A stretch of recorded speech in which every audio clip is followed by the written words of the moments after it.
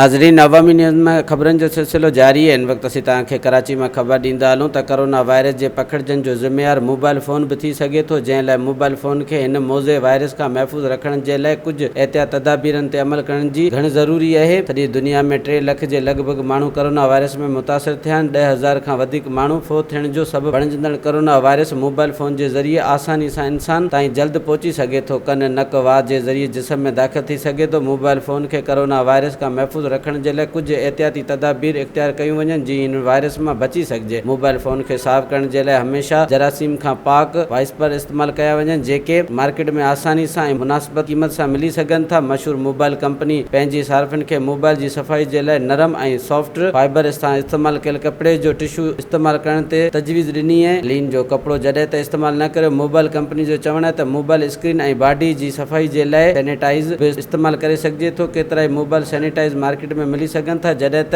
ताज़ो ई वबा खां पोइ सैनिटाइज़ सां गॾु कट बि मिली सघे थो, जंहिंमें सफ़ाई जे लाइ ख़ासि कपिड़ा बि मौजूदु आहिनि। हर भेरे मोबाइल फ़ोन इस्तेमालु करण खां पोइ टिशू पेपर सां फ़ौरन फ़ोन खे सुठे तरीक़े सां साफ़ कयो वञे। टिशू खे उछलायो वञे। उन खां अलावा मोबाइल फ़ोन खे शकी मरीज़ जे हवाले न कयो वञे। वाज़े रहे त कोरोना वायरस मुख़्तलिफ़ धातुनि जी सतह ते मुख़्तलिफ़ वक़्तनि ताईं ज़िंदा रही सघे थो। जेकॾहिं मोबाइल फ़ोन ते कोरोना वायरस हथ लॻाइण सां हुन इंसान ते जल्द अटैक कंदो आहे। वधीक ख़बरनि ऐं तफ़सील जे लाइ विज़िट कयो असांजी वेबसाइट awaminews.ht.com ऐं ॾिसंदा रहो अवामी न्यूज़ HD।